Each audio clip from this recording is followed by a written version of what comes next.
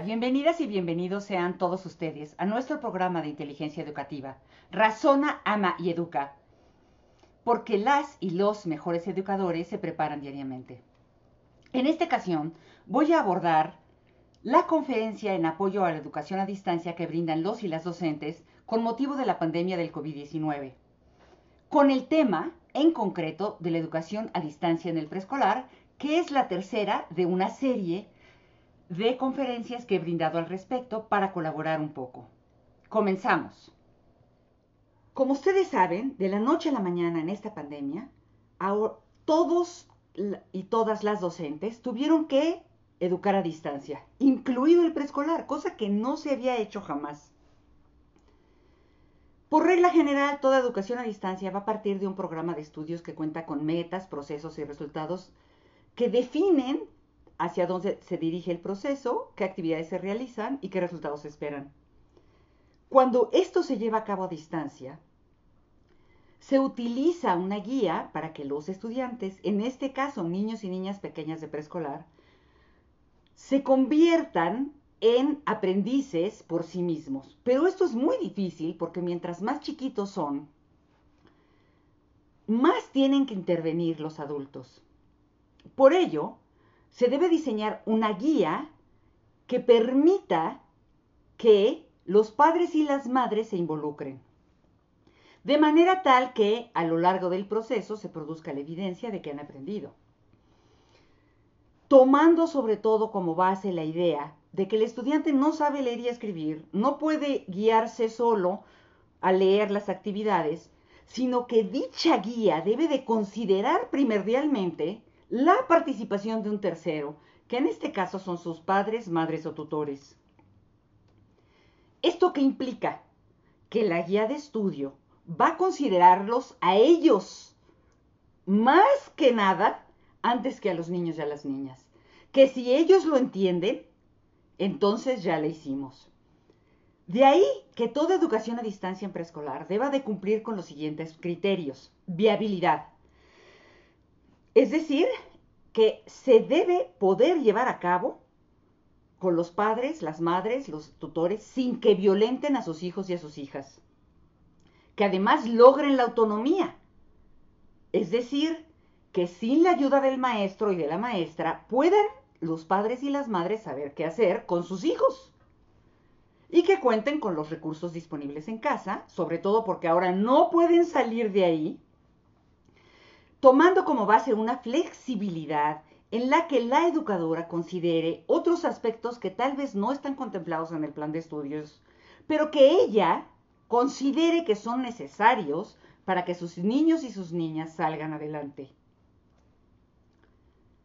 Entonces, ¿qué elementos deberá de incluir una planificación de una docente, de una educadora, que va a trabajar a distancia con sus niños y niñas, tomando como base que hay un intermediario que son los padres, madres o tutores? Las metas que se persiguen, que pueden ser los aprendizajes esperados de los planes y programas actuales, aunque podemos incluir otros, y ahí está donde está la flexibilidad. Una situación didáctica a partir de la cual los niños y las niñas aprendan con su secuencia. Una serie de productos que van a entregar, una claridad en la vía de entrega que se utiliza, email, WhatsApp, Facebook, etcétera, o subirlo al Google Classroom, y los datos que deben de incluir necesariamente para que la educadora no se confunda en los trabajos. Es importante considerar entonces qué contenidos se pueden trabajar en la educación a distancia en el preescolar. Sí, todos sabemos los aprendizajes esperados del plan de estudios que están ahí para que se trabajen por ley y sobre todo tomando como base que los niños y las niñas deben de acceder al derecho a la educación.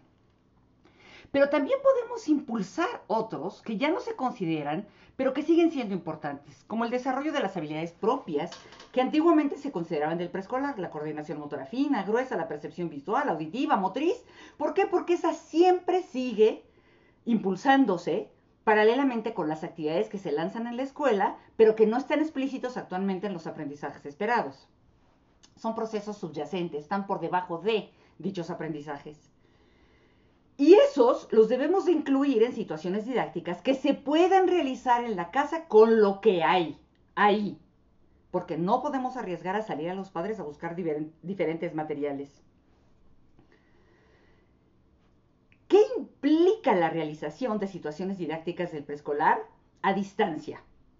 Yo les voy a poner aquí las que se me ocurren a mí, que pudieran ser útiles, factibles y sobre todo viables, posibles, que logren la autonomía y a partir de la flexibilidad que implica impulsar el desarrollo de los niños y las niñas en el hogar. La primera es algo que se conoce como la vida práctica de María Montessori. Es una propuesta de las que le voy a hablar más adelante.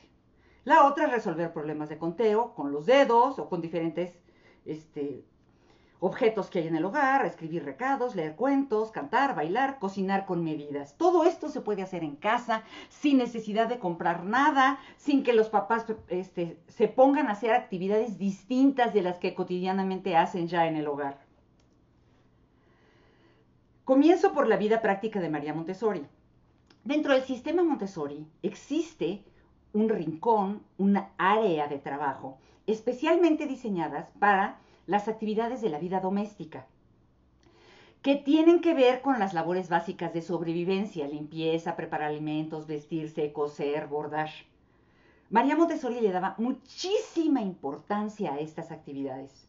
Para poder llevarlas a cabo, ella la diseñó de tal manera en que fuera accesible a los niños y las niñas con platos, digamos, chiquitos, jarritas, vasitos, cubiertos, siempre de verdad, es decir, nunca les puso nada de plástico porque además no existía, sino que eran enseres que se podían romper, porque ella decía que los niños deberían de aprender a usarlos sin romperlos, y esta era parte del desarrollo que ella deseaba impulsar. ¿Desde qué supuesto teórico lo impulsaba? ¿Por qué era tan importante llevar a cabo estas actividades? Porque María Montessori, como médico, estaba consciente de que el ser humano desarrolló la coordinación motora fina, gruesa, la atención, la concentración en los objetos mediante su realización. Es decir, al principio de la humanidad no había papel y lápiz. ¿Qué es lo que había? Estas actividades que se solían hacer para la manutención y la sobrevivencia de los seres humanos. Así aprendimos a separar la carne del hueso, aprendimos a coser, aprendimos a tejer, aprendimos a separar las semillas buenas de las malas. Este tipo de actividades fue lo que desarrolló en el ser humano la capacidad de hacer pinza. Y con ella la atención, la concentración en un trabajo que estás haciendo. Y con ella el desarrollo motriz coordinado entre un cerebro, unos ojos y unas manos que se ponen de acuerdo para trabajar y lograr ciertos objetivos. Tan es importante esta actividad que un país como Finlandia, de los primeros en los resultados que se obtienen en PISA, todavía realizan esta serie de actividades del preescolar hasta el bachillerato. Desde que enseñan a limpiar el mantel, separar frijoles, cortar el pan, tomar una esponja, exprimirla en el preescolar, hasta diseñar un vestido de novia o de novio en el bachillerato, porque implica coser. Y ha sido un exitazo.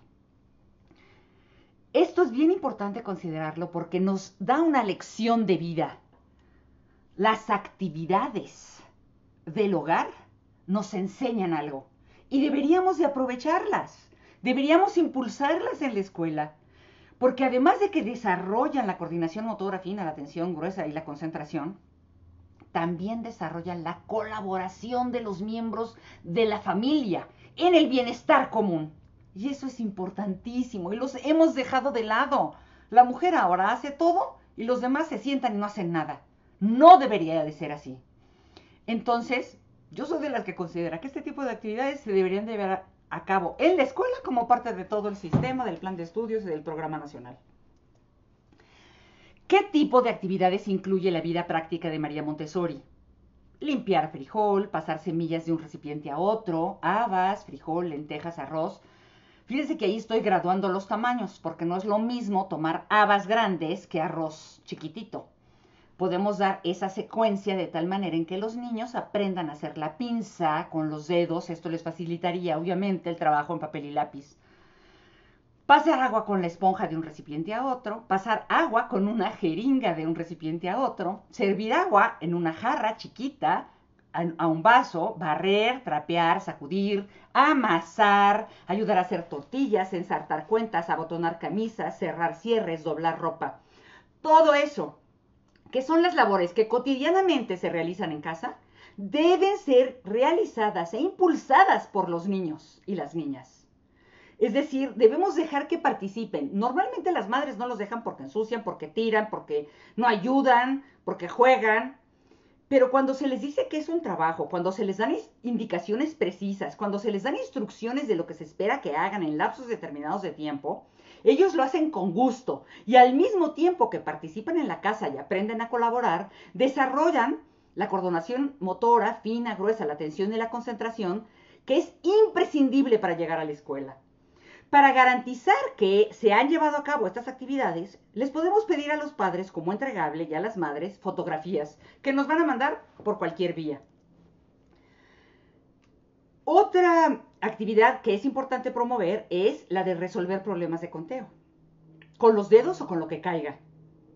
Y aquí se le puede dar la instrucción a los papás y a las mamás para que hagan preguntas o den órdenes simples a los niños y a las niñas que los obliguen a contar. Y si no saben, que ellos cuenten junto con ellos, porque así aprenderán a hacerlo gradualmente. Por ejemplo, le pueden decir a los papás y a las mamás que les pregunten cuántos dedos tengo en la mano, cuántos dedos tengo en una mano, en dos, cuántos dedos tengo en los dos pies, cuántos dedos tengo en todo el cuerpo. Al hacer esto van a contar del 1 al 20, gradualmente primero al 5, luego al 10, luego al 15, luego al 20.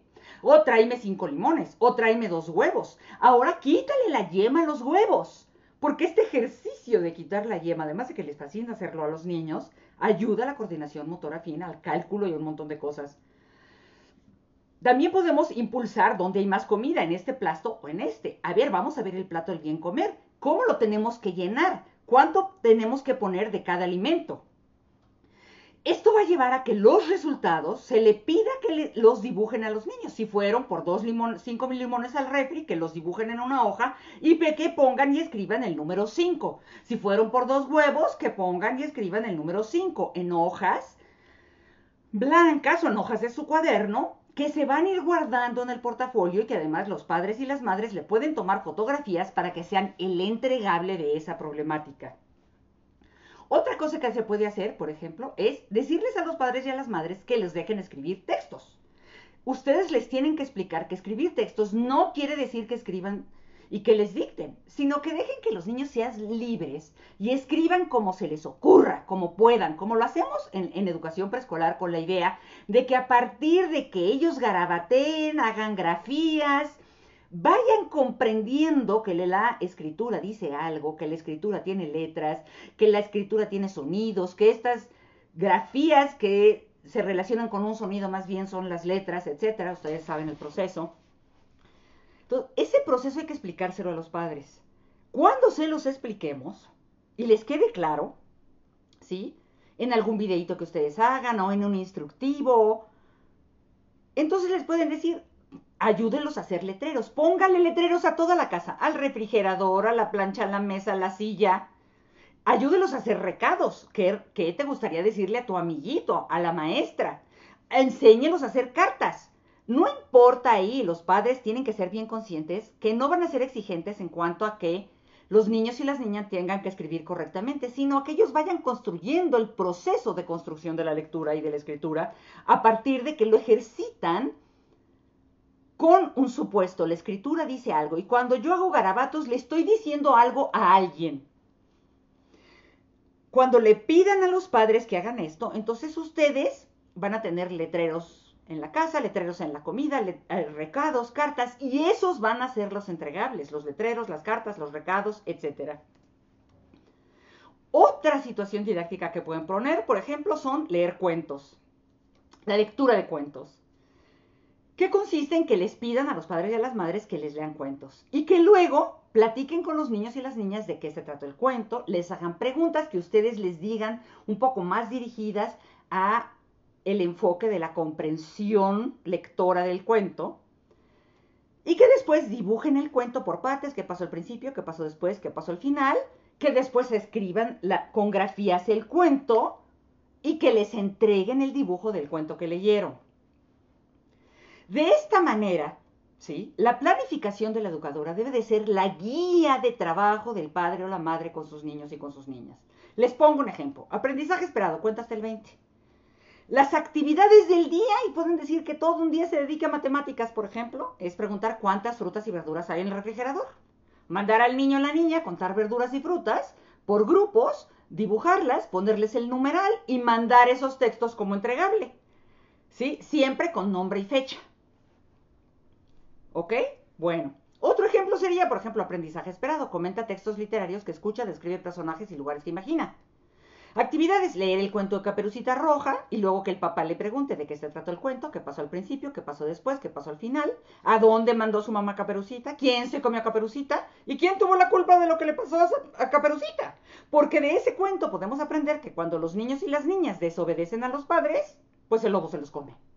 Y son aprendizajes que están en todos los cuentos que podemos extraer de las preguntas que logren que los niños vayan y las niñas vayan haciendo inferencias sobre la lectura. Y al final, obviamente, puede ser dibujar otro final para el cuento, puede ser dibujar el cuento por partes. Estos son entregables, repito, que se le mandan a los y las docentes o que se van guardando en un portafolio. ¿Cada cuándo se debe de enviar entonces una guía de trabajo a los padres y a las madres? De acuerdo con el contexto y las posibilidades de comunicación. Si podemos comunicarnos con ellos diariamente, pues se lo pueden enviar diario o a la semana. O si no hay posibilidades, pues entonces se les entrega en un largo escrito. En unos pueblos se están poniendo en las paredes lo que los niños tienen que hacer. Los papás van, ven la lista y se regresan a su casa. Aquí el asunto es que tiene que estar clarísimo lo que van a hacer el lunes, martes, miércoles y jueves y viernes. No debe de ser una tarea exhaustiva porque no debemos torturar a los niños con planas, con trabajos, con ejercicios, que lo único que están haciendo es deteriorarlos emocionalmente. Aquí lo importante es que marquemos lo que van a hacer por día, cuál es el aprendizaje esperado, las actividades y el entregable, día por día. Y podemos, para no revolver a los padres, un día trabajar matemáticas, otro día ciencias, otro día formación cívica y ética, otro día trabajar vida práctica, o decirles la vida práctica se trabaja a diario, se puede hacer en la cocina, y a partir de la cocina estamos enseñando a los niños y a las niñas los aprendizajes que necesitamos en la escuela. ¿Cómo van a ser esos entregables? Para cada planificación de la educadora, que es la guía de los padres, debe de haber un entregable, ¿sí? O varios entregables. Y aquí tenemos dos alternativas. Una, o se toma una fotografía del trabajo del niño y se manda a la educadora y la educadora lo ve y lo guarda, ¿sí? O se va guardando en un portafolio que algún día le entregará a la educadora. Sin embargo, en todos los casos sí es necesario guardar todos los trabajos en un portafolio, porque al final del proceso la educadora podrá analizarlos y compararlos para informar debidamente del avance a los padres. En este contexto, se recomienda dar instrucciones para armar el portafolio. Puede ser uno para cada campo de formación, por ejemplo, uno para matemáticas, otro para lenguaje y escritura, otro para ciencias, otro para formación cívica y ética, etc. Eso depende de cómo ustedes decidan y organicen. O las fotografías de la vida práctica. Deben de incluir en ellas siempre, y asegúrense de decírselo a los padres, el nombre, el grupo y la escuela, porque así queda algo muy formal que te van a entregar. A lo mejor les pides que esté forrado de plástico o no, porque acuérdense que no hay que pedir cosas que los obliguen a salir. Sin embargo, el trabajo siempre se va a entregar con los datos del niño y de la niña para que la educadora no los pierda y no se haga bolas, ¿verdad? ¿Qué recomendaciones les puedo dar? Si ustedes usan como herramienta digital WhatsApp, Facebook o el Google Classroom, en todos los casos, la planeación del docente es la guía que el padre y la madre o el tutor van a seguir con los niños y las niñas en casa. Y debe de cumplir con los criterios de viabilidad, de autonomía, de posibilidad y de flexibilidad que hemos visto al principio de este video. Les pongo un ejemplo que está de WhatsApp. Mamá y papá, este es el trabajo de que deben hacer con sus hijos e hijas el día de hoy. Recuerden que el entregable se manda en una fotografía por el WhatsApp. Aprendizaje esperado, comenta textos literarios en la escuela, describe personajes y lugares que imagina. Actividades, leer el cuento de Caperucita Roja, preguntar de qué se trata el cuento, a dónde mandó su mamá Caperucita, quién se comió a Caperucita, quién tuvo la culpa de lo que le pasó a Caperucita y dibujar otro final para el cuento. Las mismas actividades que ya les había leído, pero se las mandé aquí en WhatsApp a una mamá. Y finalmente, no olviden guardar el trabajo en su portafolio con nombre y fecha, señalando además la actividad a la que corresponde. Ejemplo, cuento de Caperucita. En este caso, ¿sí? El cuento que van a ir va a ir al portafolio. El papá y la mamá le van a tomar una foto y lo van a subir al WhatsApp. Pero ahí está el nombre. Tiene que ser un nombre visible para que la educadora sepa quién es. Si no, imagínense, pobre. ¿Qué otras recomendaciones son importantes? Conviene además hacer el material que rompa los paradigmas previos de los padres y las madres. Es decir, díganles en algún video cómo se trabaja hoy la lectoescritura, cómo se trabajan las matemáticas, para que no pongan a los niños a hacer planas, para que no los torturen haciendo cosas que ya no se usan y que nada más van a dañarlos anímicamente y que lo único que hacen es bajar la autoestima. A lo mejor conviene hacer unos videos cortos sobre cómo se enseña a leer y escribir actualmente de tal manera que no les importa que escriban grafías y que entiendan que es un proceso de construcción propia y personal de los niños y de las niñas, o cómo se aprenden las matemáticas, que también es un proceso constructivo y también los numerales a veces empiezan con grafías y no va a pasar nada por el que los niños hagan un 2 al revés. Si no, pobres niños, qué tortura. En conclusión y para terminar, la educación en el preescolar siempre implica la inclusión de los padres y las madres. Siempre debería de ser así, no nomás ahora. Sin embargo, cuando la educación es a distancia, con más razón tenemos que involucrarlos como el intermediario entre nosotros y el niño y la niña. Por ello, si el padre y la madre entienden con claridad lo que se busca, lo que se espera, las actividades que vamos a realizar, muy probablemente logren que los niños y las niñas participen con gusto y lo hagan felices. Para finalizar, quiero decirles que el libro de diseño de situaciones didácticas que estaba agotado, que volvimos a escribir, a reescribir, pasó de 200 páginas a 400, estará ya próximamente a la venta. De hecho, ya está listo, nada más que por motivo del claustro de la pandemia no lo hemos sacado a la luz. Entonces esperamos que ya esté listo. Incluye muchísimas actividades y ejemplos de preescolar para hacer casos, proyectos, experimentos, investigaciones y demás.